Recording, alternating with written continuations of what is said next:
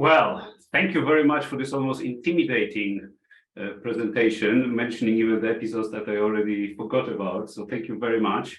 I want to thank Pradeep and the entire team of the Just Transition Research Center for this kind invite to one of your talks. So thanks a lot for that. And I want to just mention that what I'm going to present is a team effort. So special thanks to my colleagues present also in the room here, Coltrane and Nicole, for big contribution, biggest contribution to this presentation. And what you'll hear is also it's a mix of research results, some observations, my personal reflections, and so on. But the responsibility is solely mine. So don't blame them, blame me for whatever is incorrect. Right, you heard my introduction, so I think we can start sharing the slides. You see the title. The title sounds pretty complicated, Energy and Beyond.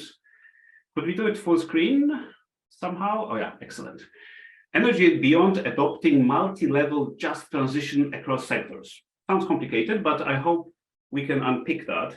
And I really want this meeting to be a talk or even a conversation. So if you feel like commenting on something, please use the chat box. I hope it's enabled for everybody. So just, it's not only about, oh, I'm the wise man talking and then you have questions, but just comment, disagree, challenge, contribute, amend, and so on. So that would be amazing. Agenda. So I'll mention a few words about climate strategies and to see, why our work might be relevant to the topic of just transition, then the evolution of the dialogues, what we call it, also a cryptic name, then the journeys. It's mostly about our journey in terms of where just transition can be applied. Then I think will be the highlight, which are the key reflections that I'm going to share, 5 reflections, some takeaways, so that you can take some lessons home and see if this conversation, this talk is helpful with you applying the just transition concept.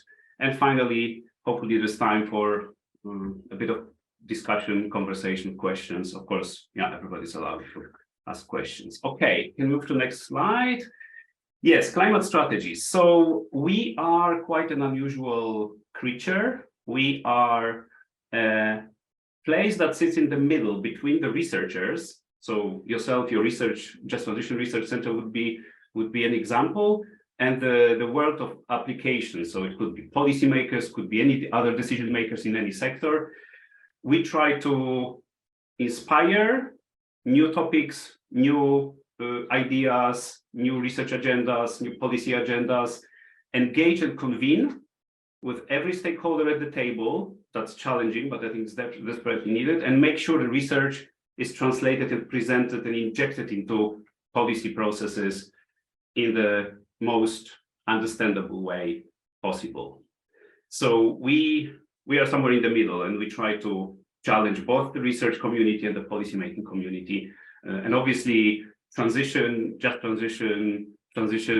across economies is one of our big areas of work. One thing to add, and I think that will be relevant to the next slide. So if you could have a next slide. We operate through a network of members. So we work with anybody who is a good researcher with impact in their heart, but we have some of them are our members, and I hope, maybe following that lecture, we can also invite someone from the research center to join our network. But basically, we have a presence in India, 5 members listed here.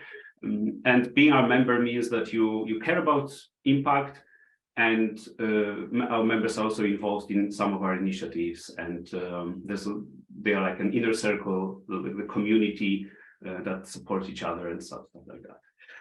Projects, there are 4 projects where we have an Indian section, Indian chapter, or some Indian partners. So please, later the presentation will be shared, so please click on those links. They are talking, the projects are about the net zero political economy, about some innovative modeling approaches to modeling energy transition, and also to national policy implementation of climate finance, which is the last project. So it's just to show that we have some direct connections to India. Okay, so now, before we start, a little bit of a warm-up, so that it's not only me talking. I just wanted to ask you to share, what do you understand as just transition? What does it mean to you? How do you interpret that topic? And we used Menti, so I think either you scan this barcode from the slide, or in the chat box, we should have a direct link. So please click on that link, and that should lead you directly to the Menti page. And you can write whatever you want there. And we just give it a couple of minutes to see what people in the room think about just transition. But it's mostly what it means to you. How do you interpret that term? And I think we can then show, right, the page so that we can see the answers as they appear live.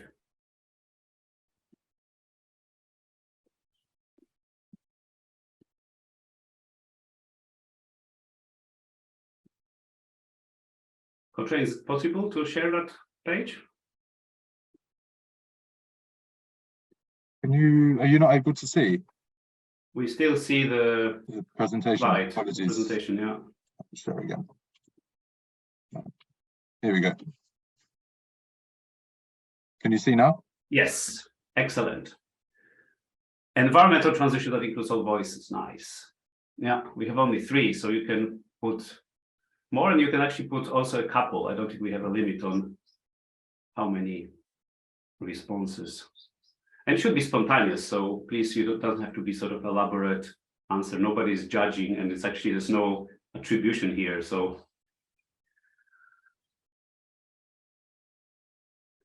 Yeah, we have the inequalities as emphasis.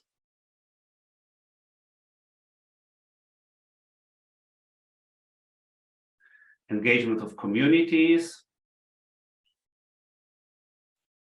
Yeah, the one in the middle currently is the sort of textbook understanding with environmental, social, economic concerns.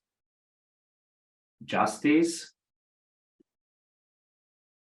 Leaving nobody behind.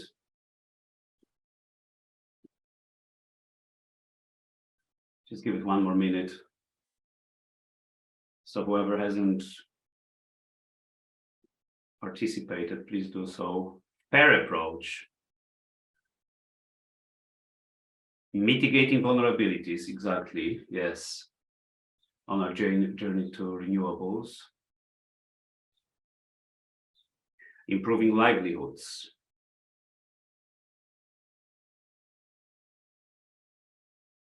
Workers and communities, justice, again.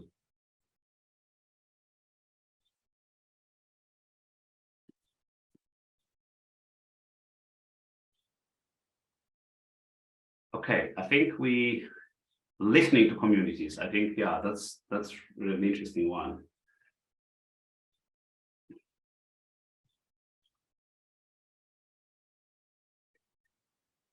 Okay, I think we can, I don't know if you can, Coltrane, just scroll it again slowly from the top so that everybody can quickly see. I mean, there is a lot about inclusivity, justice, fairness, but you can still see different sort of sub-aspects being emphasized.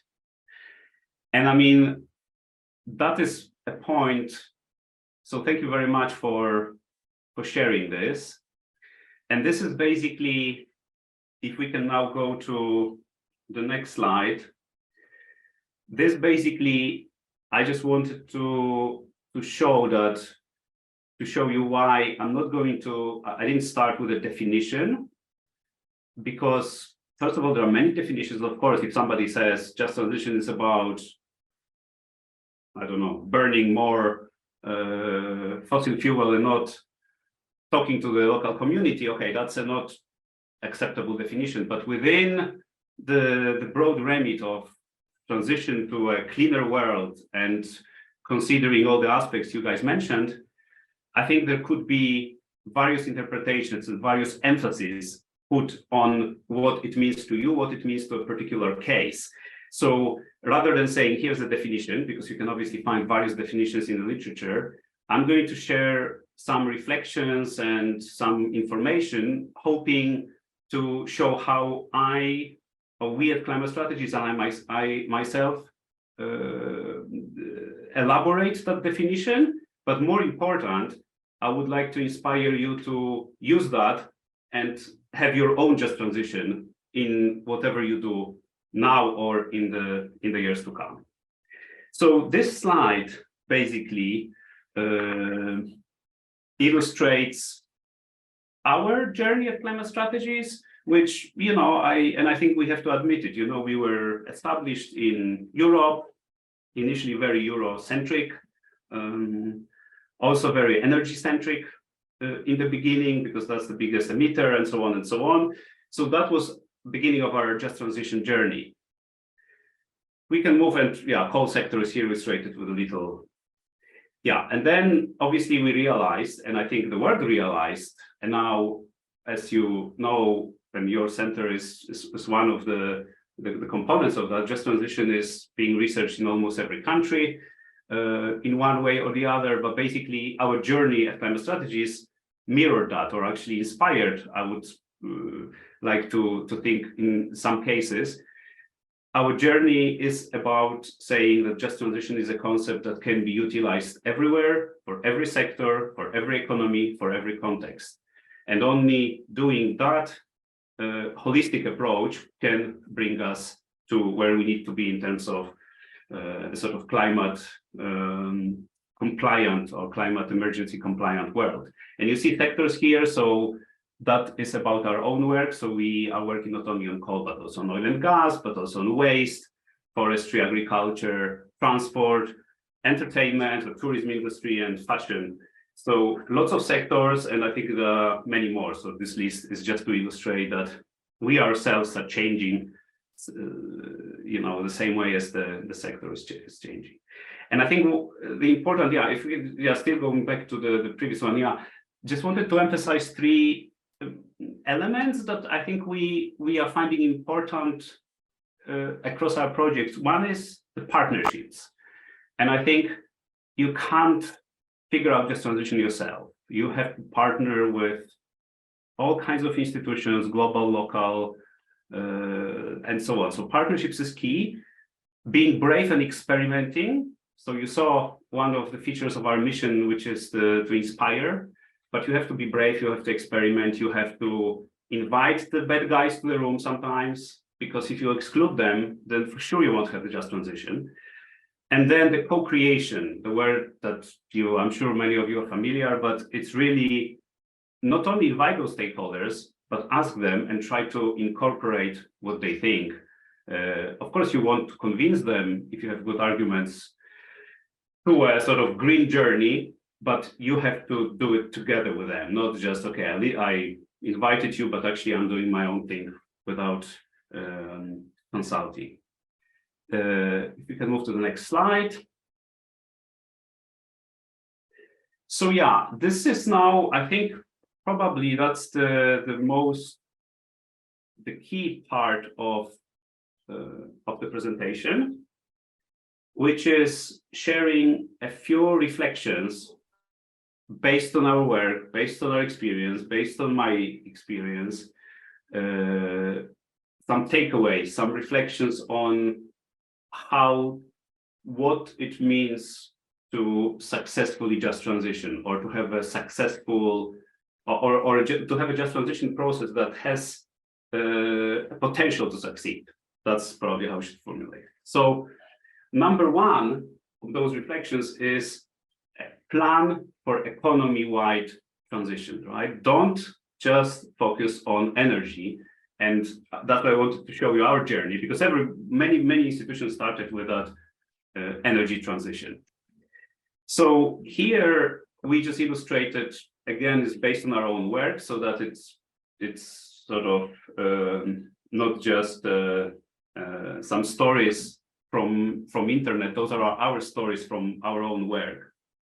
So looking at various countries and various sectors, just three examples to, and I'm sure in India you guys have many, many more. So we are working in Kenya. So Kenya wants to transition their waste management system in Nairobi. But of course, it should become more circular, more clean, more, I think, automatized. But what it means in practice, it means job loss to thousands of people who are informally employed in the sector. Now, is the informal employment good?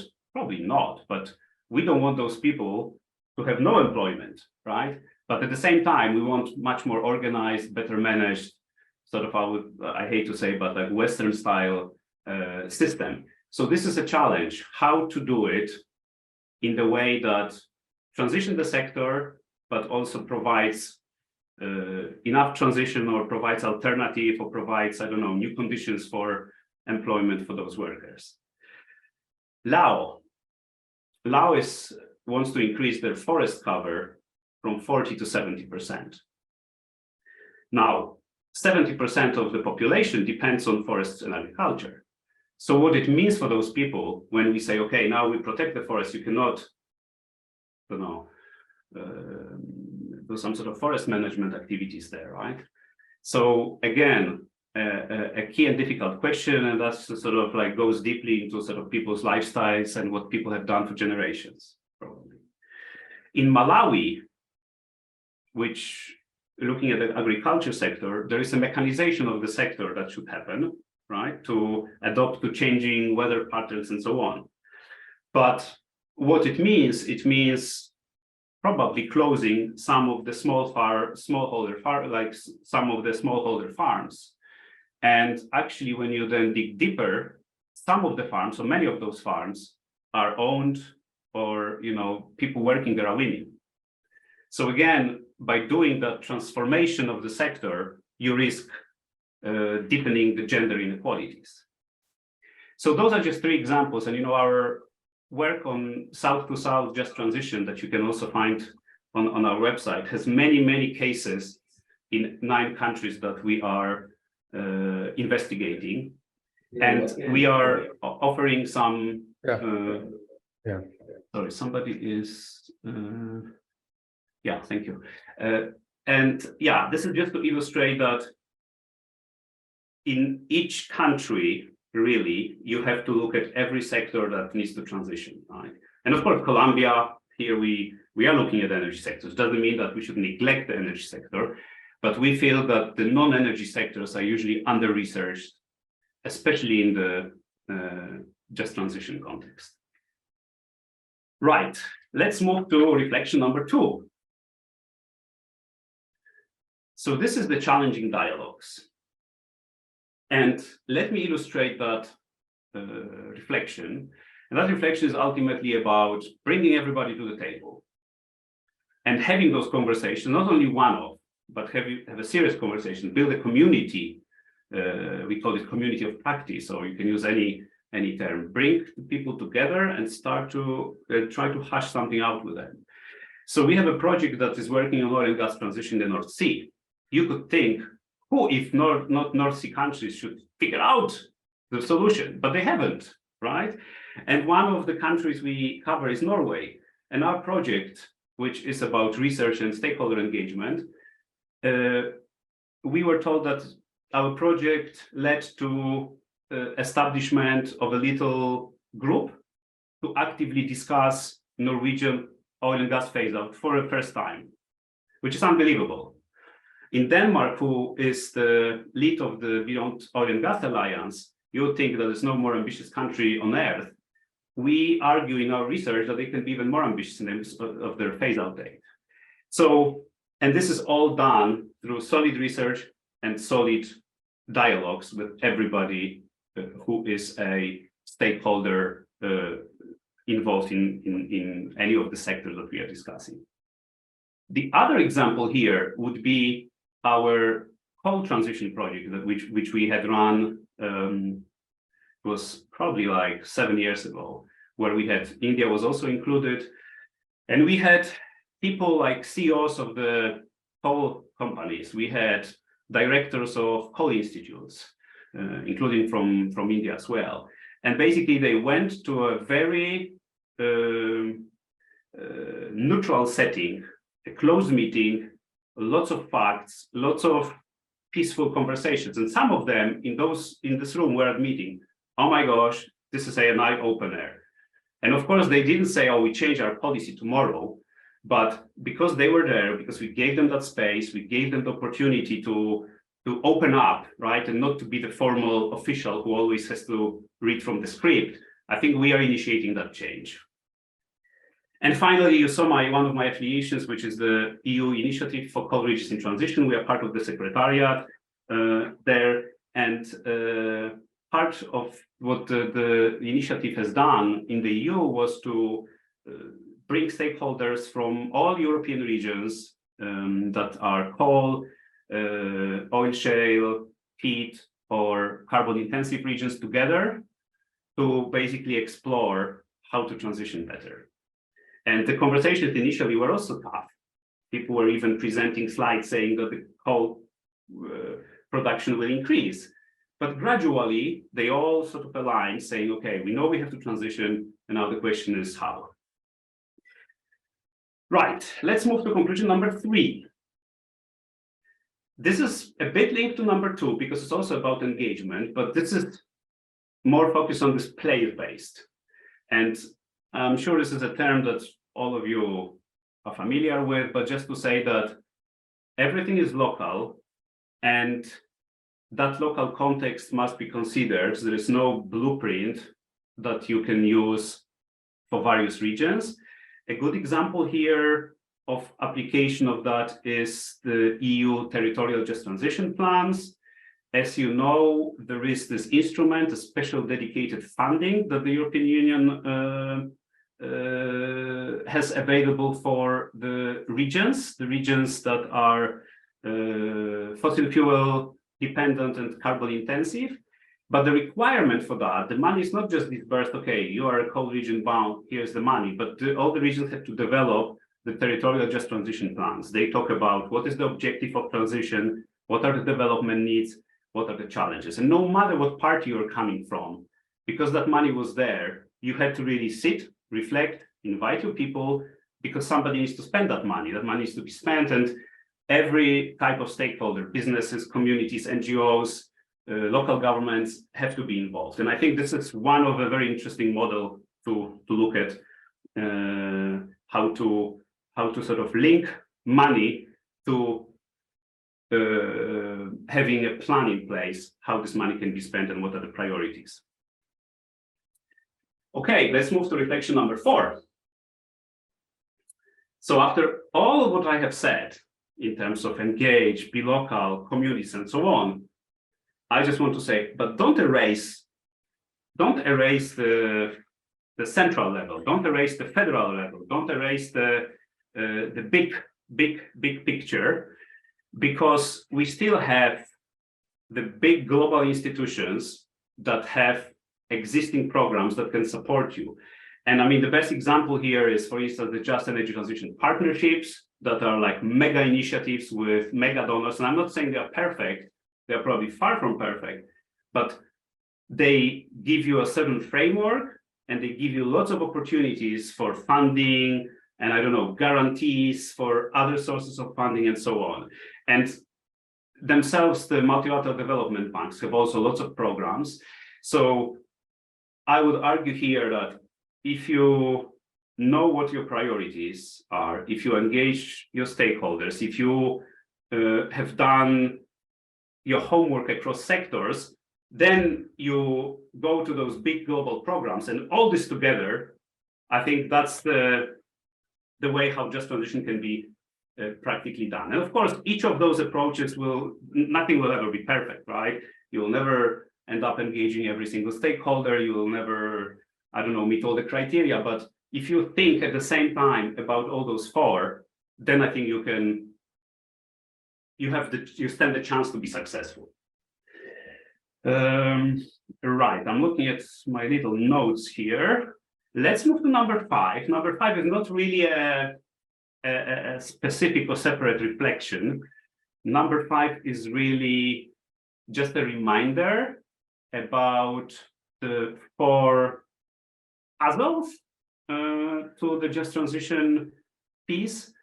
One is people, and I think people is always the ultimate purpose of our just transition, right? So that we want the people to participate, embrace, and benefit, right? That is really key. But we also, and I mentioned that the communities, which is sort of more, involves some sort of infrastructure elements and some circles, networks, and so on.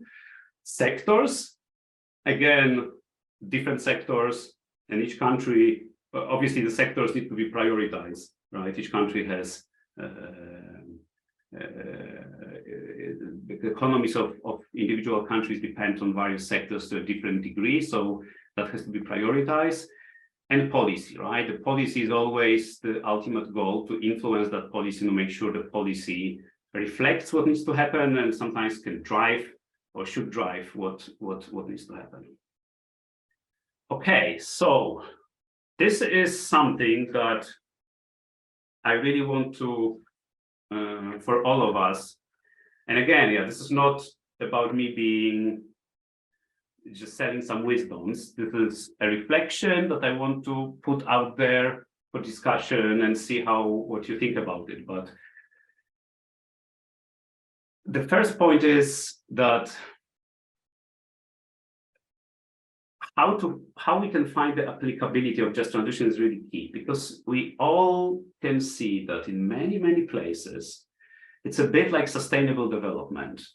If you want to appear ambitious, you just add sustainable development, sustainable to every sentence, and it sounds good, right? And some people can be fooled thinking that you've solved your problem and you've done your homework. Same with just transition.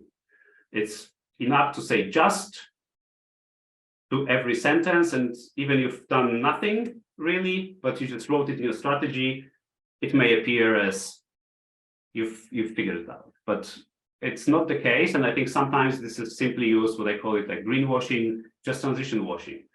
So basically put a name and make, and that just creates that false impression that you are really ambitious. So we should be really critical, because I prefer somebody doing just transition, not using the term than the other way around, which is quite common. I think now it's less so, but a few years ago, it was really super frequent to see just transition overused. So what I would want to argue here is that just transition can really be an enabler, can really open many doors, can actually even start some good processes, and can make any legislation on anything much more powerful. But you have to really analyze on which level you or we can engage with just transition. So we obviously have the United Nations Framework Convention. So we have the process for formulating nationally determined contributions. We have the process of global stocktake. This year is key for that. But obviously it's all, and I wrote here, implementation, which means, you're going to have a nice NDC strategy, but are you really doing something, right? So, but this is the kind of the big strategies. It's good to have some entry points with just transition in those documents, but you can obviously engage there and make sure that that those processes actively mention just transition. Then you have the organizations like the EU or some sort of regional organizations in other parts of the world, right? You have the EU Green Deal. The EU Green Deal was the first, the big initial document, and the just transition mechanism with the Just Transition Fund, the instrument I mentioned, is part of that Green Deal, right? Because the EU knew if we want to transform the European economy in a green way, we need just transition. Then there's country level, right? You have lots of processes on a country level. For instance, we are working in Colombia. In Colombia, I don't say it's only thanks to us, but our work contributed to the fact that just transition was included as a topic in the presidential debates. Now, has it brought something or not, it's a different story, but the fact that it happened was already, I think, a big step. And finally, the regional level, which basically is about where the most difficult equation is happening, with the practice really happens, where the actual implementation happens. So there you need really stakeholder buy-in, and you have to think about people's livelihoods and small business owners and many more. So there are many levels, and I'm sure I haven't captured all of them. But effectively, what I want to convey here is that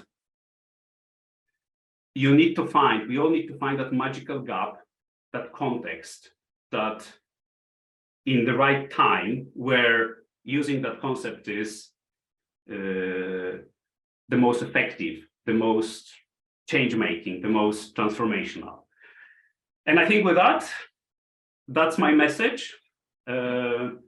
Hopefully that was a bit inspirational. I think looking at the clock, I think it's more or less where we were meant to be. So I think I'm now inviting any questions, any comments, I don't know how we can do it, if people can just speak up or people use the chat, whatever is best. And I think, yeah, we can, as I mentioned, I don't want this to be just a question. I just want to make sure you understand that I am myself not a researcher, so I'm more a sort of former policymaker who tries to convene, inspire, and sort of initiate interesting stuff. So if you have a concrete question about a concrete case study, we can obviously link you up to our research teams.